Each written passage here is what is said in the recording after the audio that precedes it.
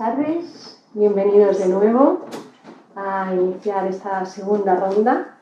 Y bueno, tengo el placer de presentaros a Denko Mesa. Él es maestro de meditación Zen, es el presidente y el director espiritual de la comunidad budista Zen Luz del Dharma. Es director ejecutivo de la Fundación Amala y docente en la Fundación Vivir un Buen Morir. También es licenciado en Filología Hispánica, por lo que también es profe de lengua castellana y literatura en un cole de La Laguna, en Tenerife. O sea que se ha hecho un buen viaje para estar aquí con nosotros. Empezó en 1989, empezó su recorrido con el estudio y la práctica del budismo, con lo cual desde entonces compagina su profesión y su vida familiar con el estudio del budismo y la práctica. Es autor de diferentes libros, todos ellos con enseñanzas del Zen y alguna poesía que otra. Y bueno, él está comprometido en hacer visible el legado espiritual, la profundidad del legado espiritual con un lenguaje sencillo, claro y muy sensible, para llegar a todos nosotros. Desde ahí es un hombre comprometido y podríamos presentarle desde aquí como un maestro Zen, como un escritor, un conferenciante y un educador que lleva un tiempo dedicado al compromiso del conocimiento del desarrollo integral del ser humano a través de la práctica meditativa. Así que bueno, bienvenido Denko, espero que le disfrutéis.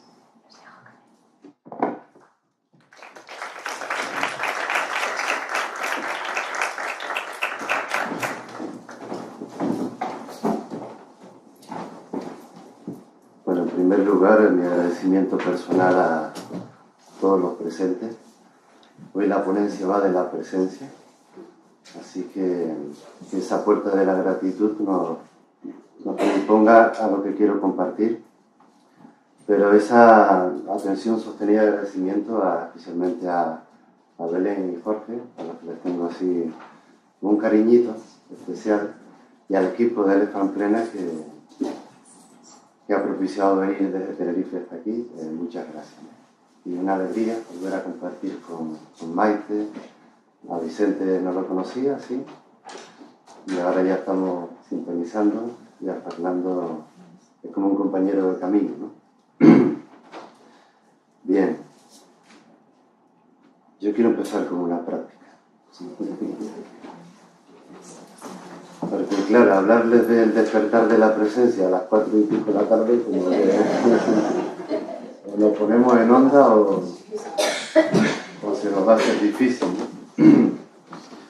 Entonces, una práctica de lo que cada cual entienda por un momento de recogimiento, de silencio, de introspección. Le han traído la parte técnica, o sea que es genial. Al sonar 3 veces la campana, si les parece, pues así, la postura que están, cómodos pero estables. Los que tengan capacidad de sostenerse en esa atención con los ojos semiabiertos, por lo menos en mi tradición lo hacemos así, la mirada estaría posada como a 45 grados. Eso permite un ver sin mirar, o un escuchar sin querer oír. Y los que no, pues cerramos los ojos y conectamos con nuestras sensaciones, emociones, pensamientos, lo que surge, lo que cada uno vaya sintiendo. Entonces, esta experiencia podríamos llamarla mindfulness, pero me gustaría no perdernos en los conceptos y ir a la parte experimental. Yo siento personalmente que, aunque venga vestido de maestro, ¿qué significa eso? Me interesa lo que sentimos y lo que compartimos. Y a eso yo lo llamo el despertar de la presencia. Entonces, es una experiencia que no puede ser atesorada por nadie, es universal y es abierta y empática. Entonces, desde ahí, luego les cuento el discurso. Y al cuarto golpe de campana, pues volvemos.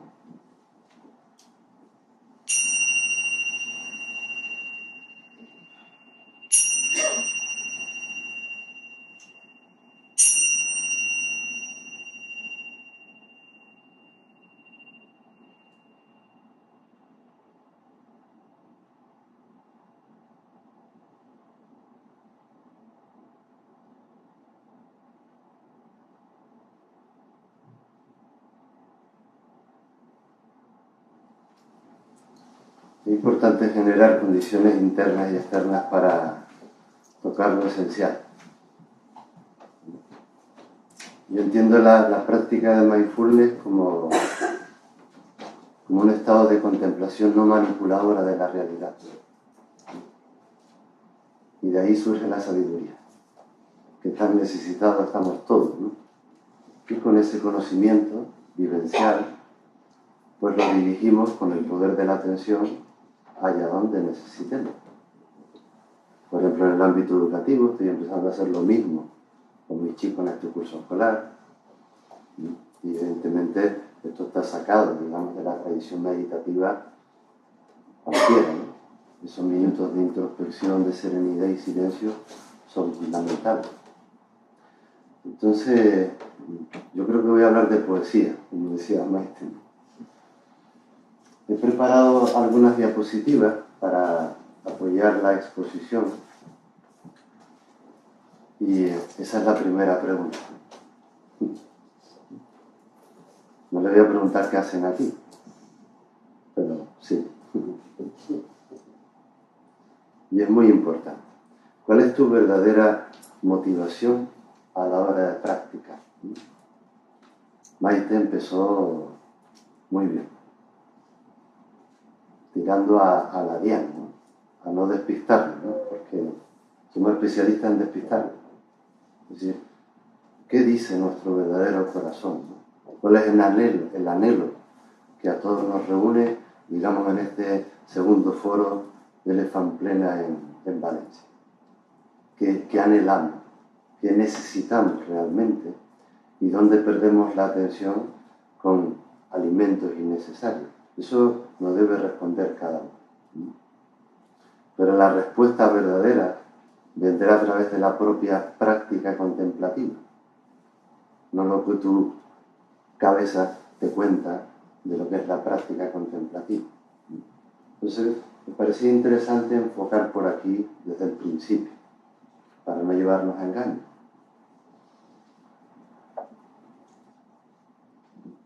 Mindfulness se podría definir, si queremos jugar con esto, como una experiencia cognitiva que produce de forma natural y no forzada un equilibrio integral en la persona. Y eso te va viniendo. Eso requiere tiempo. Tiempo. Es algo que también expondré más adelante. Entonces, esta experiencia encuentra su origen y fundamento en la tradición budista, pero yo siento que bebe de las fuentes de otras culturas y otras vías de conocimiento. El peligro es que se nos vaya el santo al cielo, como dice el refranero popular, y nos perdamos de la experiencia, ¿no? Y tratemos de llegar a este ratito de mindfulness, ¿no? Exponiendo teorías de aquí y de allá y perdiéndonos lo esencial. Yo lo que quiero transmitirles es que podemos tocar lo esencial y nos da la vida en ello. Y ya pasó. ¿Dónde estábamos? Esa es la pregunta, ¿no? Entonces, volver una y otra vez, ¿no? Ese concepto sati de recuerdo es lo que nos hace estar como invocando esa presencia de la que les estoy hablando. Entonces, desde mi humilde punto de vista, evitemos caer en lo que yo llamo los resbaladizos terrenos del mercado del bienestar personal, ¿no? Y de la autoayuda, ¿no? Somos especialistas en maquillarnos, ¿no? Y siempre necesitaremos la figura, el soporte de alguien, simplemente que te acompañe en el camino, que solo lo puedes experimentar tú, porque nadie de nosotros puede ponerse a practicar mindfulness por nosotros mismos. ¿Estamos de acuerdo? Entonces, sobra decirles que hoy en día lo queremos todo y ya. Y como que de forma automática. Entonces, yo siento que estamos creando, no es que hayamos creado, sino estamos creando. A mí me gusta el presente continuo, ¿no? cuando nos enseñan las clases de inglés, presente continuo. Estamos creando una sociedad dirigida por una compulsividad desmedida. Y eso se ve en el tomate que estamos creando con el mercado mindfulness, ¿no? Solamente digo, be careful. Ni está bien ni está mal, solo digo, miren a ver dónde quieren depositar la presencia o el poder de la atención. Porque la vida pasa, ¿no? Lo acabamos de comprobar. Entonces vivimos muy acelerados, muy automatizados, ¿no? Y vivimos ausentes de presencia. El lenguaje es sencillo, ¿no? Lo ponía en el vídeo cuando me mandaste y dice, tengo un vídeo de 1 minuto. Y otro, 1 minuto, qué difícil, ¿eh? Digo, ya, fácil, ¿no? Si hay atención, hay presencia. Si hay dispersión, lo que hay es ausencia. ¿Y usted cómo vive? ¿En on o en off? ¿No? Pues hacer una autorreflexión es lo que nos da pie a iniciar un camino de exploración consciente, ver dónde se fija y no fluye la energía, porque ahí hay un error de percepción o un error cognitivo. Por eso mindfulness lo puedo entender como una reeducación cognitiva a nivel integral. Por supuesto que puedes prestar la atención al mundo sensorial, al mundo emocional, al mundo mental e incluso al mundo espiritual, ¿sí? Todo eso es lo que soy, ¿sí? Todo eso es lo que soy. ¿Qué pasa? Que vamos a ponerlo en mayúsculas, ¿no? Santo trabajo, este sacrificio, este sagrado oficio, creo que algo comentó Fernando en su intervención, requiere sentarse, requiere reconocerse, requiere aceptarse en la integridad de lo que somos, luces y sombras.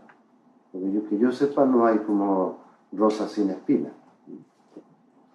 Y como que más transgénico de la experiencia no merece la pena. No merece la pena. Yo este verano cumplí los 50 años. No estoy todavía en los venerables, pero ya son años que te dan un par de visiones, ¿no? Y la mitad de mi vida la he pasado practicando. Yo llevo 26 años practicando, ¿no? Ya lo dijo Belén. Yo recuerdo desde el 89. En el 89 cayó un libro en mis manos de meditación zen, ¿no? Y no sé, me llevó al alma y es lo que he practicado, lo cual no significa que no me abra a otras experiencias como esta, porque yo siento que eso es lo que somos, ¿no? Pero el Zen concretamente a mí me ha dado el soporte meditativo para poder entenderme en mis crisis, salir de ellas, comprender el proceso del otro y con mucha humildad acompañar en tu propio proceso. Y esa es la orientación de un pedagogo, de un maestro, eso es lo que hacemos los maestros, ¿no? ¿Qué les puedo decir? Que algunas se acercan al Dharma, a la meditación, ¿no? Pues pretendiendo que la liberación del sufrimiento se produzca eso ya. Maestro, yo quiero ya liberarme. ¿Cómo me ilumino? ¿No? Como si eso fuera una meta tope, ¿no? Que uno alcanza y dice, oh, genial, ya estoy iluminado, ya dejo de practicar mindfulness, ¿no? Y yo le digo, sí, estate quieto. Deja que salgas a la primera curva de la vida para que veas cómo te da, ¿no? Entonces, ese es un peligro. La velocidad con la que queremos practicar el estado de presencia. Es un poder que todos tenemos, pero cuidadito con el rayo divino, ¿no? Que con una especie de acto de psicomagia todo se transforma. No sé si me están entendiendo. Esto requiere un esfuerzo voluntario. Un esfuerzo voluntario. Para dejar de ser lo que tú te crees ser, es que es muy divertido. Entonces esto implica muchas crisis de identidad, pero una emergencia del verdadero ser, con mayúsculas, que nos sustenta. Eso es lo que merece la pena sostener. Entonces, en este sentido, ahí tienes la diapositiva, Mindfulness no funciona como una máquina de iluminación express. ¿No? Yo es que me cabreo mucho, ¿no? Haga usted un curso en Elephant Plena de 6 horas y le ponen una etiqueta de mindfulnero y ya está usted liberado del sufrimiento. En serio, yo me apunto, ¿no? El crecimiento integral requiere honestidad, requiere de un trabajo serio con uno mismo, un respeto por lo que somos, de verdad, lo digo de corazón. Y eso implica perseverancia. Si entienden la continuidad de la práctica a lo largo de un tiempo, eso se llama diligencia y es fundamental en el arte del autoconocimiento. Las velocidades no funcionan. Claro, yo les hablo por la experiencia de muchos años meditando.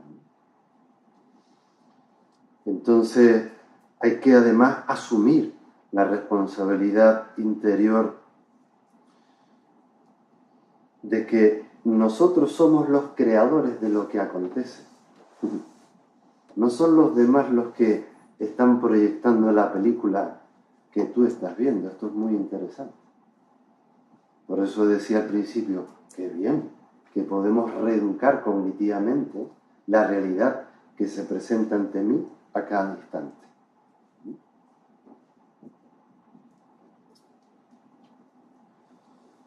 También siento que a todos los seres humanos nos mueve un mismo impulso. Y que yo siento que por eso estamos todos aquí. Es como un axioma universal. Y es el impulso de que yo me quiero sentir bien. O no se quiere sentir felices.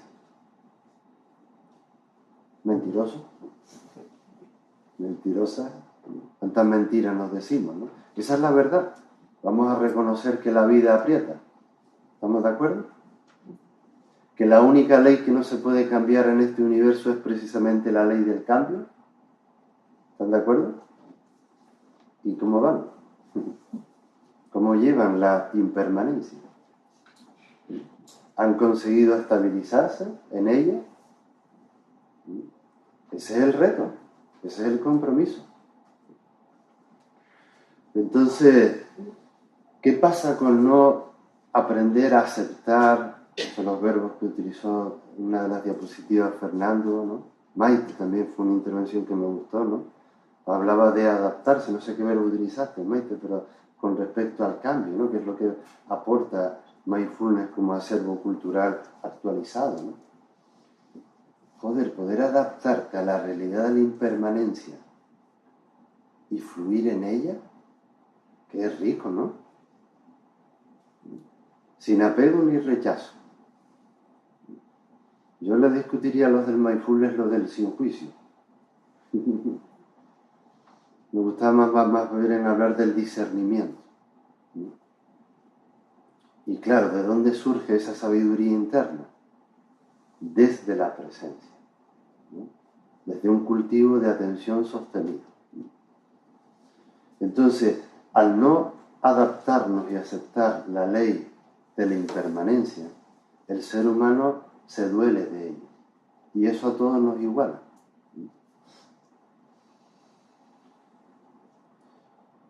Entonces, también siento que en lo más profundo de nuestro ser hay una llamada, de ahí la palabra vocare, ¿no? Del latín, hay una vocación, hay un impulso tierno por ese anhelo de la felicidad. Y en el budismo decimos que son las nubes de la ignorancia. La ignorancia es una falta de presencia, una ausencia de cognición, de sabiduría. Y la ignorancia es el desequilibrio entre el mundo del apego y el rechazo. Esos son los dos grandes elementos perturbadores que tratan de impedir que nos reconozcamos en todo lo que somos. Esa es la tarea que tenemos por delante. Poder encontrar esa luz estable de la atención plena, ¿no? Que nos permita equilibrarnos, porque forma parte de la vida. Detrás de una sensación agradable, ¡pum!, inmediatamente surge el correlato emocional y el mental del yo quiero porque me gusta, y ojito con que a alguien se le ocurra tocar eso que es mío. Entonces nos vamos al mundo del rechazo. Y hay muchos tipos de movimientos mentales, emocionales, que se somatizan. Ese es todo el trabajo que tenemos por delante. Porque no es lo mismo la ira que la cólera, que el enfado, que la palabrota o que el odio, que ya es un sentimiento hostil de larga duración, en la que evidentemente el estado de presencia del personaje no está. Se ha quedado fijada su atención. Por tanto, podemos regular ese cultivo de la atención. Entonces, ¿quiénes somos realmente? Esa es una de las grandes preguntas de la humanidad, presente en todas las culturas y vías de conocimiento.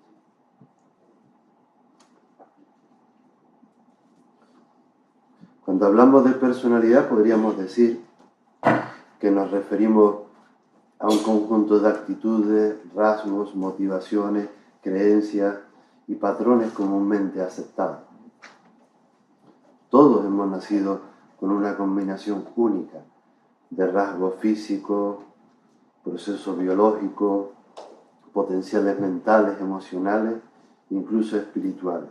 Por eso digo que el fundamento de mindfulness pasa por estabilizarnos, aprender a lo que un maestro oriental llamaba permanecer en el estado de alerta justa, ¿no? Y por ejemplo, ahora hablábamos en la comida, en la que a las personas que se acercan para enseñarles la meditación, tal y como yo la entiendo, ¿no? O la práctica de mindfulness, ¿sí? No me interesa tanto el concepto, sino la experiencia, ¿no? El verbo que hay que desechar es aguantar. No, es que los del Zen son unos cañeros. Suerte, son mentiras. Podemos actualizar este legado espiritual, ¿no? Y es donde las personas serias del mindfulness estamos tratando de generar un nuevo vínculo, ¿no? Afectivo con la práctica de la atención, pero no pertenece a ninguna tradición. Eso sí que sería un golpe de narcisismo y de egolatría, pero sutil, ¿no? Entonces, como digo, iniciar el camino de la conciencia supone, creo que debemos reconocerlo, supone que vamos a encontrar paisajes difíciles, ¿no? Y otros muy fáciles. A los fáciles vamos a tender a pegarnos y a querer repetirlos, ¿no? Pero hay que tener cuidado con el hábito, si genera una adicción en el practicante, ¿no? Y sí o sí tenemos que afrontar nuestra sombra. Entonces hay que hacerlo con cariño, con ternura, con seriedad. Entonces, este es un lenguaje que debemos fortalecer entre todos en la práctica de mindfulness. Porque yo, sinceramente, entiendo que es un abordaje integral de la persona. Y por experiencia, las personas que nos dedicamos a ello, con el tiempo que les decía antes, porque los frutos vienen con la práctica, no cuando tú quieres. Es que esa es la trampa. No, es que esto no funciona, yo me cambio de religión, o me cambio de grupo de mindfulness. Joder, los budistas hablamos de la paciencia, ¿no? De la ciencia de la paz, ¿no? De vivir esto desde un estado de ausencia de agitación interna, eso es la paciencia. ¿Y si cuál es la clave? Que es gratis, no tienen que pagar al terapeuta. Si me oyen. No se olviden de respirar, no sea mindfulness. No a los pobres, o sea, a cualquiera. No nos olvidemos de respirar, es nuestro gran aliado. De tomar conciencia, porque para respirar no tenemos que hacer nada. Pero es lo que nos brinda el puente a ese abismo pleno de presencia, ¿no?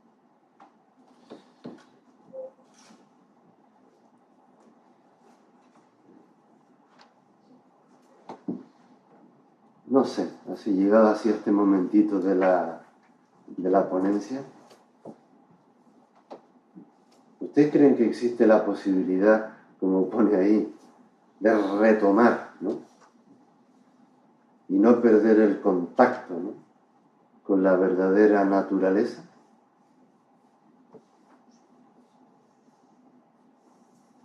¿Hay alguien que diga que no y le devolvemos el dinero? La respuesta es sí, evidentemente sí, por eso estamos aquí. Recuerden la diapositiva que les puse al principio. ¿Cuál es tu verdadero impulso? ¿Por qué estás aquí?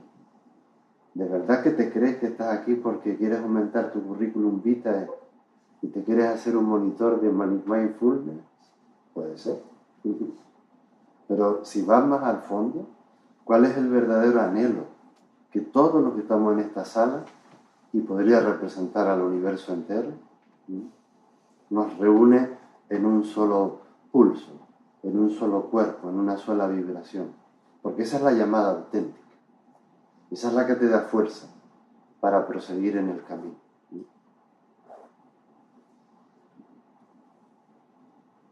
Entonces, todo depende de dónde se sitúe cada cual.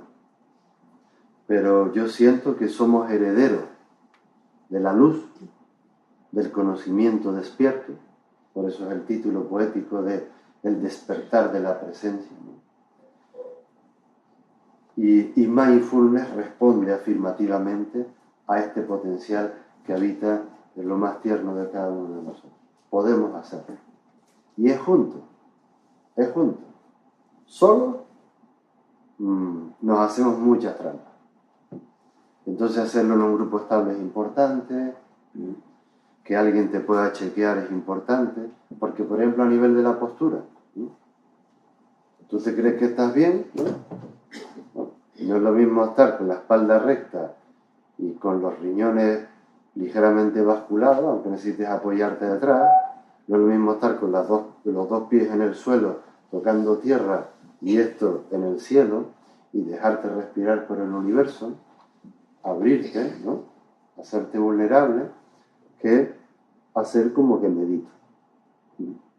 Porque la postura, que compartí ahora en el café, por mi experiencia, refleja la postura existencial ante la vida de la persona. Y el que practica mindfulness, la atención plena, va cambiando esa mirada cognitiva que evidentemente repercute en una mejora corporal de la cual Vicente habló muy claro. El cuerpo como templo, como vehículo y como protector de la presencia. Entonces, desde mi humilde punto de vista, se trata de alcanzar un estado de paz mental, emocional y corporal carente de cualquier tipo de conflictividad y realizar plenamente nuestro potencial existencial. ¿Cómo se hace esto? Y permítanme que insista. Practicando. Mensaje de fuerza. La práctica lo único que requiere es práctica. Es fácil. De aquí. Pero hay que ponerse. Sí o sí. Entonces, solo se puede acceder al despertar de la presencia desde el camino de la experiencia. Entonces, por lo general los seres humanos caminamos en círculo, o remamos al norte pensando que vamos para el sur. Ese es el problema de la famosa llamada ignorancia en el budismo. Es una falta de observación lúcida ante lo que está sucediendo. ¿Por qué ocurre eso? Porque no hay tono, como no tienes un soporte, no ves. Esa es la ceguera. Entonces, ¿podemos reajustar la mirada? Sí. Entonces la ilusión del perceptor radica en su creencia de repetirse. Y la ilusión no es un buen cobijo para los hombres y las mujeres de este universo, ¿no? Si quieren, por ejemplo, en ese camino interior, ¿no? Porque esa es la ilusión, nos dejamos engañar por lo que nos gustaría que fuera. Claro, ese es el mundo del deseo, ¿no? No sé si aceptan que a mayor expectativa, mayor garantía de frustración. Entonces, cuidado con las ilusiones que te hagas tú con la práctica de mindfulness, con la idea que te hagas tú de ella. Esto para mí es importante porque lo llevo practicando mucho tiempo y puede ser un soporte meditativo, ¿no? Si queremos trabajar con las causas del malestar existencial, ¿no? ¿Dónde podemos posar nuestra mirada? La ignorancia es una falta del conocimiento verdadero. Es decir, nos hemos alejado de la autenticidad. Hace falta que yo les explique a cada uno lo que es lo auténtico. O en verdad lo sabemos todo. Tenemos que perdernos en crear una nueva nomenclatura para hablar de lo real con mayúsculas. Espero que no. Yo no quiero hacer el esfuerzo de convertirme en el referente de nada. Te toca mover ficha a ti. Pero siento que sentimos de lo que estamos hablando. Entonces, ¿por qué nos hemos alejado de esta autenticidad? Por una falta de atención, por una ausencia de presencia. Y esa ausencia de presencia deriva en un error perceptivo o cognitivo. Ese es mi discurso. ¿En qué deriva el discurso? ¿No? Ahí, lo he puesto en mayúscula. Una persona que no está atenta niega que todo cambie. Se opone a ello porque se aferra, ¿no? Y entonces ese aferramiento se convierte en una fijación. Claro, yo cuando era chiquitito, como las películas eran por fotogramas, ¿no? Si el haz de la atención o la conciencia se focaliza en un fotograma y no fluye, se quemaba. Pues nosotros nos quemamos, ¿no? Los síndromes del burnout. Por ejemplo, los profesores estamos todos quemados, estamos todos para terapia, pero todos, estamos fatal. Ya empezó el curso. Y yo digo, joder, ¿cómo estamos? Ya pensando en la Navidad, en las vacaciones.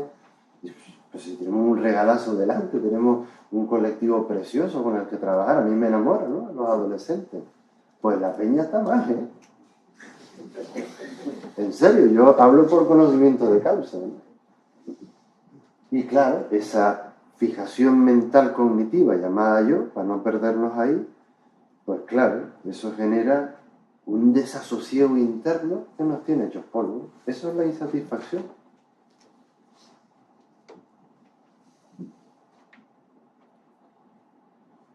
Entonces, simplemente recuerden que el apego y el rechazo son actitudes extremas que distorsionan la práctica de la atención. Yo lo que sí les puedo decir es que hay una luz estable muy bonita, sería la luz de la presencia, y la que te permite sortear los distintos fenómenos, relaciones que te encuentras en la vida. Porque somos eso, somos interrelación. Esa es otra de las grandes leyes que no podemos cambiar. La ley de la interdependencia. La pregunta sería, ¿y cómo lo estoy haciendo? Y una más poética es, ¿desde dónde lo estás haciendo? Entonces a veces nos metemos como en, no sé, en compensaciones sustitutorias, ¿no? Y el dolor es inherente a la vida. Esta es otra manera distinta de entender el concepto del sufrimiento, ¿no? Para mí el sufrimiento es la interpretación subjetiva que tú haces al dolor. Hay dolor corporal, me duele la muela, ¿no? Pero si me da un masaje es felicidad corporal, ¿no? Así jugamos, ¿no? Hay dolor emocional que surge porque lo que yo deseo no corresponde con la realidad. Claro, yo necesito que me digan por egolatría que la ponencia sale guay. Si no, no les doy un abrazo. Esa será la historia emocional, ¿no? Ahí vamos, ¿no? Pero la que nos tiene más brillado es con el yo, con la identidad, ¿no? Sería un dolor existencial. Y nos inventamos todo tipo de ficciones creyéndonos que somos eso. Y eso, mi amor, cambia.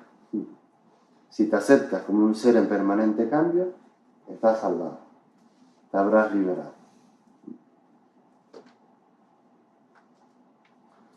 Por tanto, la meditación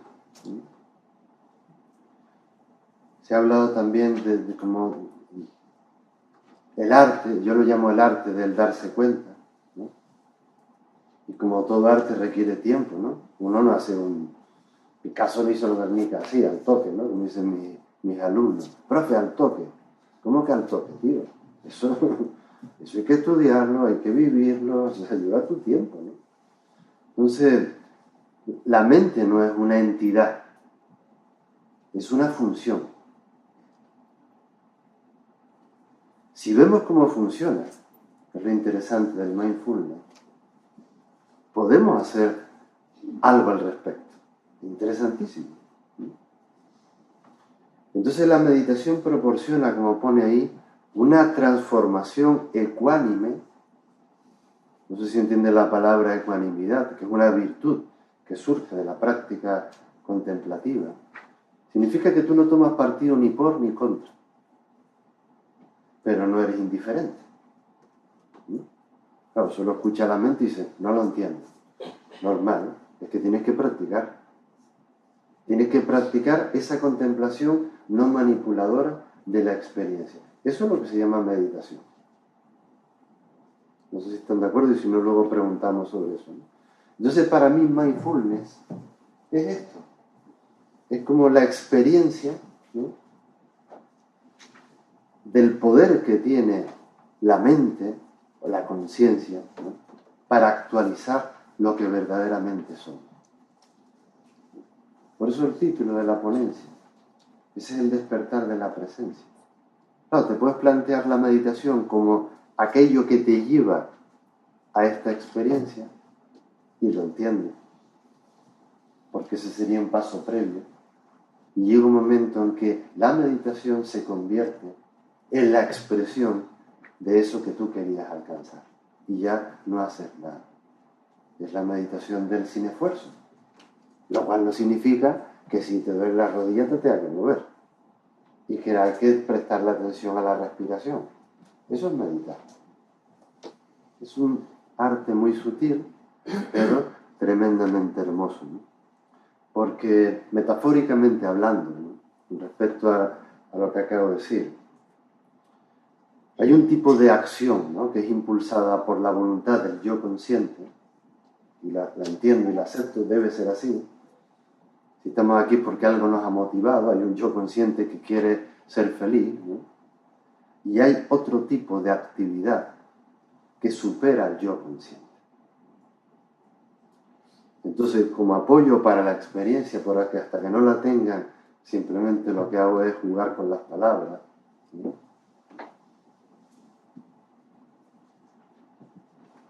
No es la ola la que controla y dirige el movimiento del océano, sino al revés.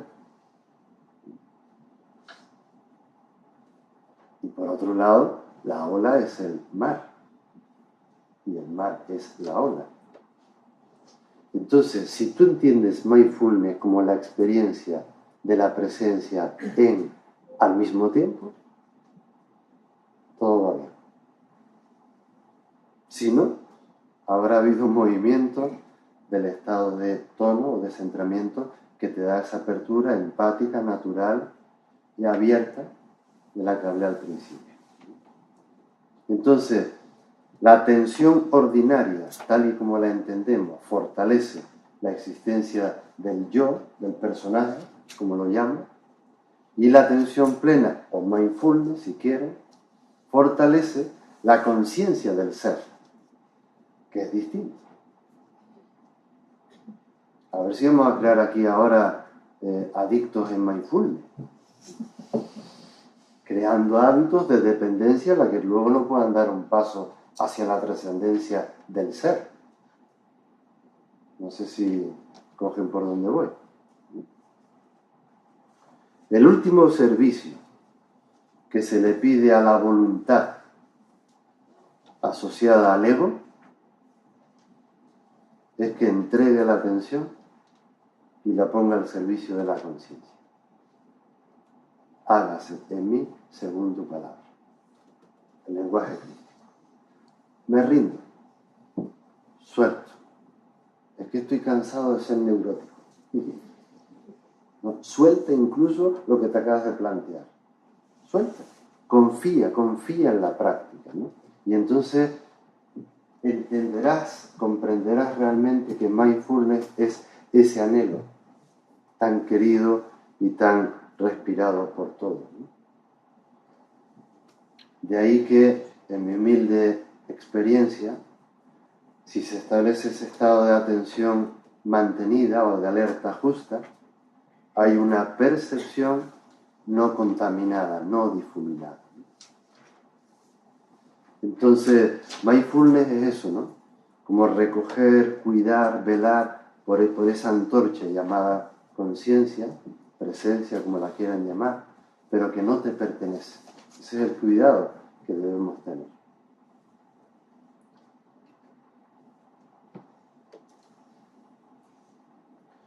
Y la típica pregunta,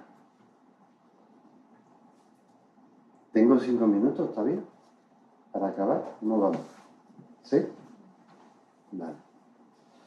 La típica pregunta que me suelen hacer es, maestro, ¿y cómo llevo la presencia a la vida cotidiana? ¿Y empezamos otra vez? A ver, práctica contemplativa no manipuladora. ¿Qué quieres conseguir? Presencia. Mal, empezamos otra vez. Si surge la presencia, va contigo. Y no tienes que hacer nada. Nada. Ella habla por ti, en ti y a través de ti. Cuando uno muere a toda expectativa, entonces obtiene justo lo que necesita. ¿Repito? Cuando uno muere a toda expectativa, a todo deseo con apego, entonces vas a obtener justo lo que tú necesitas. Para mí la práctica de la atención plena es un regalo. Y mindfulness está en esa dirección si nos ponemos serios. En enseñarte en que hay aspectos esenciales de tu vida y de tus relaciones contigo misma, que son innegociables, porque son necesidades, ¿no? Sin embargo, hay impulsos muy inconscientes que parecen que nos alimentan, pero no nos nutren. Ese es el poder de la atención plena o mindfulness. Y esa sabiduría te viene con la práctica, con la perseverancia. Y lo que te viene es esto, por eso dije si tenía 5 minutos. Porque los efectos van apareciendo sutilmente, así, ¿no? Como esa flor tan bonita. Surge en ti el despertar. Contá, el maestro va a hablar de la iluminación. No. Borren. Yo creo que ese es uno de los grandes conceptos mal entendidos por nosotros los occidentales, que hemos traducido la experiencia. Yo no sé si la iluminación es el nirvana ni qué significa eso, la verdad, ¿no? Pero para mí la iluminación, que es luz, ¿no? La luz de la atención, ¿no? Es un proceso permanente de darte cuenta. Eso es iluminación. Entonces el despertar es un nivel de atención mantenida, si les parece bien. Claro, la pregunta es, ¿se puede estar todo el rato ahí? Yo creo que no. Creo que no. Porque somos humanos y, no sé, tendría que tener un nivelazo de conciencia impresionante. Lo cual me encanta. Que la vida nos apriete porque nos hace reconocernos, ser más empáticos, surge esa compasión de la que hemos hablado. Esa es mi opinión personal, ¿no? Pero aparece un despertar en el practicante y en la meditadora, ¿no? Porque la conciencia de tus actos, de tus pensamientos y de tus palabras, eso en el budismo se llama karma, cada vez se va haciendo más nítido, más evidente. Luego está la palabra integración, y que yo la entiendo como que en ti se va reduciendo la tensión generada por cualquier tipo de contradicciones. Se te van borrando las fronteras, ¿no? Denko frente a ustedes. Cada vez, ¿sabe? Como la película Avatar, ¿no? Que dice, te veo, dice, ¡ay! Un acto de amor. Pero es que el amor no depende de la voluntad del ego. Se da, ¿no? Entonces, eso para mí sería la integración. La dualidad comienza a expandirse y está ahí la tensión sostenida. Es bellísimo. Estoy hablando de un potencial que todos tenemos, ¿no? Evidentemente, viene también el concepto de integridad o de autenticidad. Podríamos hablar del concepto de consistencia. Tú internamente te sientes íntegro con tus palabras, con tus actos, con tus pensamientos, porque cada vez hay menos falacia, hay menos lenguaje manipulado. Surge, no sé, ese acto intuitivo, es muy bonito, ¿no? De hecho, el rostro de la persona cambia y el tono, ¿no? Porque es íntegra. Qué franqueza en su hablar, ¿no? Qué bello, ¿no? Eso, por ejemplo, se nota. Nosotros hacemos una meditación caminando, ¿no? Y claro, está la impostura y está la postura, ¿no? Entonces, me refiero a eso, a esa integridad, porque luego esa práctica meditativa te acompaña, como dije antes, en la vida cotidiana. Y centramiento, por supuesto. De hecho, es la integridad contigo misma y contigo mismo los que te permiten estar aquí, ¿no? En este preciso instante, ¿no? En el eje, ¿no? Física, emocional o mentalmente, a sabiendas de que todo se está moviendo. Pero uno está ahí como el que pone una plomada, ¿no? En la pared para hacerlo bien, ¿no? Y acabo, por supuesto, está la apertura. Eso es connatural a la práctica de mindfulness, ¿no? Porque te predispone sin miedo, que es una de las grandes emociones que nos limitan para ser lo que somos, y es muy curioso. La práctica de la meditación te hace completamente vulnerable. Y si estás ahí, nada ni nadie te puede tocar. Porque todo es lo que está sucediendo, ¿no? Entonces, si quieren esa inspiración final de la intervención, puesto que es la mente la que genera la ignorancia, es nuestra propia mente la que tiene, gracias al poder de la atención, la capacidad de transformarlo. Entonces, mi gente, esta es la tarea que tenemos, ¿no? Adentrarnos en una exploración serena, hermosa, en nuestras propias tendencias, dudas e iluminaciones espontáneas, integrarlas, compartirlas. Eso es lo que les propongo, ¿no? Entonces la respuesta está en ustedes. Si quieren, pueden. Así que no malgasten el tiempo, porque ese ya se fue. Pero el presente, ¿no? Está despierto. Ese es el despertar de la presencia. Muchas gracias.